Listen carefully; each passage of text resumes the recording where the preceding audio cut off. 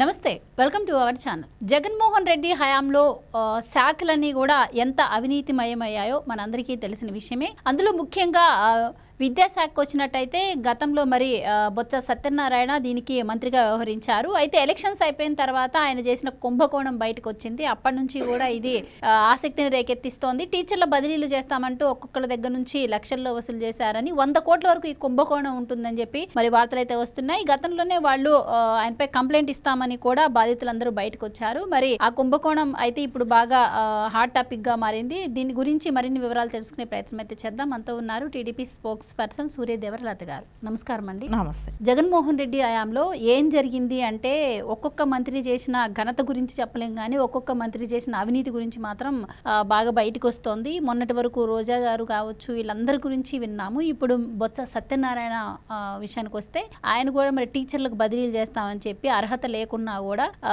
Even ఎన్నికల కూడా అమల్లో ఉన్నప్పుడే వాళ్ళ దగ్గర నుంచి లక్షల్లో వసూలు చేశారు. దాదాపు ఈ స్కామ్ కూడా 100 కోట్లు ఉంటుంది అని అంటున్నారు. సో మరి వాళ్ళందరూ కూడా కంప్లైంట్ ఇస్తామన్నారు. దీనిపై వర్ల రామయ్య కూడా ఏసీబీకి ఫిర్యాదు చేసిన పరిస్థితులు కూడా ఉన్నాయి టీడీపీ తరపు నుంచి. సో మీరేం చెప్తారండి? అంటే జగన్మోహన్ రెడ్డి గారికి తండ్రి సమానులైన బొత్స గారు, ఎందుకంటే ఆ సెంటిమెంట్ సీన్స్ అన్ని మనం చూసాం కదా గతంలో.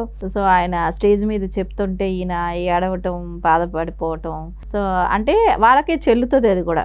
ఎందుకంటే గతంలో వ్యతిరేకించింది బొత్స సత్యనారాయణ జగన్మోహన్ రెడ్డిని, తర్వాత వాళ్ళతో కలిసి పనిచేసింది బొత్స సత్యనారాయణ గారే. సో అవకాశవాది అనేది మనకు అక్కడ బాగానే కనపడుతుంది బొత్స సత్యనారాయణ గారు. సో ఆయన విద్యాశాఖ మంత్రి అయితే ఎలా ఉంటది మరి? సో ఖచ్చితంగా ఆయన విద్యాశాఖ మంత్రిగా ఉన్నప్పుడు 100 కోట్ల స్కామ్ అంటే ఓన్లీ టీచర్స్ బదిలీలోనే 100 కోట్లు సంపాదించాడు అని అంటే ఇంకా మిగతా వాటివన్నీ లెక్కలు తీస్తే ఇంకే రకంగా ఉంటుంది అనేది అర్థమవుతుంది.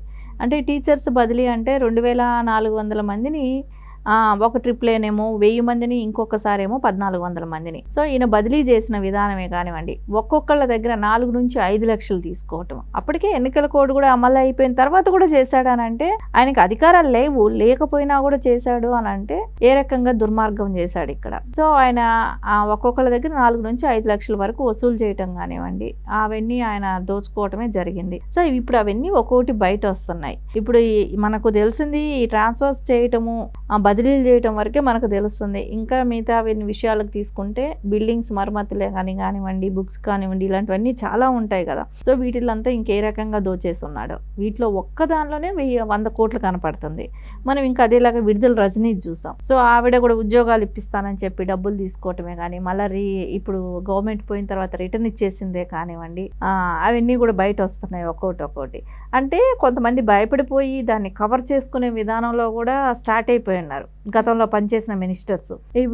మనం రోజాను చూసుకుంటే, రోజాలో కూడా ఇప్పుడు మనం చూసాం తను పర్యాటక శాఖ మంత్రిగా ఉన్నప్పుడు ఆడుదాం ఆంధ్ర దీనికి ఎంత స్కామ్ చేసింది అనేది. సో ఇప్పుడు ప్రతి ఒక్కళ్ళవి డీటెయిల్డ్గా బయట వస్తున్నాయి. అంటే వీళ్ళు చేసిన అక్రమాలే కానివ్వండి, దుర్మార్గాలే కానివ్వండి.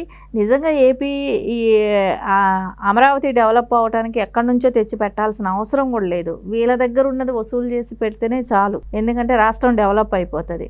జగన్మోహన్ రెడ్డి తిన్నదే కానివ్వండి, ఈ ఆయనకి తొత్తులుగా ఉన్న మంత్రులు తిన్నదే కానివ్వండి, కక్కిస్తే చాలు. ఎందుకంటే 13,000 కోట్లని అప్పులు చేసిన 13 లక్షల కోట్లు అప్పులైన రాష్ట్రం ఆంధ్రప్రదేశ్ కాబట్టి, దానిలో వీళ్ళు చేసిన డెవలప్మెంట్ ఏమీ లేదు కాబట్టి, వీళ్ళు వచ్చినాక అన్ని లక్షల కోట్లు అప్పు చేసినప్పుడు దాన్ని ఏ రకంగా ఖర్చు పెట్టారు, ఏం చేశారు అనేది అయితే బయట రావాల్సిన అవసరం ఉంది కదా. అవన్నీ బయట వచ్చినప్పుడు చక్కగా నిజంగా ఏపీ రాష్ట్రానికి ఎక్కడి నుంచి డబ్బు అవసరం లేదు. వైసీపీ వాళ్ళని దగ్గర నుంచి దోచిన అక్రమ సొమ్మంతా బయట లాగితేనే ఏపీ రాష్ట్రం బ్రహ్మాండంగా అభివృద్ధి చెందుతుంది. పోలవరం కంప్లీట్ అయిపోతుంది, రాజధాని కూడా కంప్లీట్ అయిపోతుంది. అన్ని లక్షల కోట్లు దోచుకు తిన్నారు. జగన్మోహన్ రెడ్డి కూడా ఈరోజు ఎన్ని లక్షల కోట్లు దోచుకు తినబట్టే కదా వెళ్ళిపోయి ఇప్పుడు బెంగళూరులో వెళ్ళి కూర్చొని దాచిపెట్టుకోవటానికే వెళ్ళాడుగా బెంగళూరుకి. మనం గతంలో చూసాం ఎన్ని కంటైనర్లు బయట వెళ్ళాయి అంటే, కంటైనర్లు ఎన్ని రకాలుగా కంటైనర్లు బయట తీసుకెళ్లారు. అదంతా బెంగళూరు ప్యాలెస్ కే కదా పంపించింది. అవన్నీ ఇప్పుడు అంటే గతంలో తెలుగుదేశం వాళ్ళు చెప్తున్నప్పుడు ఎవరికైనా కూడా ఎలా అనిపిస్తుంది, ఏదో నిందేశారన్నట్టు ఉన్నది. కానీ ఈ రోజు అది అందరికీ అర్థమైన విషయం కదా. జగన్మోహన్ రెడ్డికి ఇప్పుడు ఇన్ని నిజాలు బయటగాను ఇప్పుడు వస్తున్నాయి, ఇవన్నీ కానీ ముందే తెలిస్తే ఆ పర్సంటేజ్ ఓటు కూడా వచ్చేది కాదు, ఆ 11 మంది కూడా గెలిచేవాళ్ళు కాదు. ఖచ్చితంగా వాళ్ళలో జగన్మోహన్ రెడ్డి కూడా గెలిచేవాడు కాదేమో అనిపిస్తుంది. వీళ్ళు తిన్న సొమ్ములే కానివ్వండి, దుర్మార్గక ఆలోచనలే కానివ్వండి, వీళ్ళు దోచుకున్న రాష్ట్రాన్ని దోచుకున్న విధానమే కానివ్వండి, ఇవన్నీ ఇప్పుడు ఒక్కొక్క మినిస్టర్ గురించి ఒక్కొక్క రకంగా బయట రావటం కానివ్వండి, ఇప్పుడు అందరూ భయపడటం స్టార్ట్ అయ్యింది. ఎందుకంటే వాళ్ళు తిన్నదంతా కక్కిచ్చే టైం దగ్గరకు వచ్చింది కాబట్టి. అండ్ ఇంకో విషయం మేడం, ఇది జరిగింది అంతా ఎలక్షన్స్కి ముందు ఆయన ఏం చెప్పారంటే ఎలక్షన్లు అయిపోగానే మీ బదిలీలు ఉంటాయి అని చెప్పి ఎలక్షన్ కోడ్ అమల్లో ఉన్నప్పుడే వాళ్ళ దగ్గర నుంచి మనీ తీసుకోవడం జరిగింది. కానీ ఆ ఇచ్చే వాళ్ళు కూడా ఇల్లిటరేట్ కాదు, వాళ్ళు కూడా టీచర్స్ ఎంతో చదువుకున్న వాళ్ళు టీచర్సే అయి ఉంటారు కాబట్టి అంత మరి అంటే మైండ్లెస్గా వాళ్ళు ఎలా ఇచ్చారో తెలీదు. ఓన్లీ ఇది ఎలక్షన్స్ ముందు ఎలక్షన్ ఇయర్ అంటే అంతకుముందు 3 years మరి ఎంతమంది దగ్గర బదిలీ చేసి వాళ్ళని నియమించి తీసుకున్నారో అది తెలియని విషయం. ఇప్పుడు దాన్ని కూడా ఎంక్వైరీ చేయాల్సిన పరిస్థితి అయితే ఉంటుంది. అండ్ ఇంకో విషయము, కొత్త ప్రభుత్వం వచ్చాక మీ బదిలీలన్నీ మేము సెట్ చేస్తాము అని చెప్పి ఆయన మాట ఇచ్చారు అని తెలుస్తోంది. అసలు విద్యాశాఖలో ఇంతకుముందు ఎప్పుడూ జరిగినంత అవినీతి ఒక్క బొత్స హయాంలోనే జరిగింది అని కూడా అంటున్నారు. సో మీరు ఏం చెప్తారు? అంటే ఇప్పుడు అంత కాన్ఫిడెంట్గా వాళ్ళని నమ్మించాడు, నెక్స్ట్ మేమే అధికారంలోకి వస్తాం, సో అధికారంలోకి వచ్చినప్పుడు మేము మిమ్మల్ని ట్రాన్స్ఫర్స్ చేస్తాం, మీకు కావాల్సిన చోటు వేస్తాం అనేది వాళ్ళని అంత నమ్మకంగా నమ్మించాడు అని అంటే వాళ్ళందరూ విద్యావంతులే, సో వాళ్ళందరూ ఓ ప్రొఫెషన్లో ఉండే వాళ్ళు, ఇంకా పిల్లలకి టీచ్ చేయాల్సిన వాళ్ళే. సో అలాంటి వాళ్ళు ఏ రకంగా మోసపోయారు ఇప్పుడు ఇతని దగ్గర?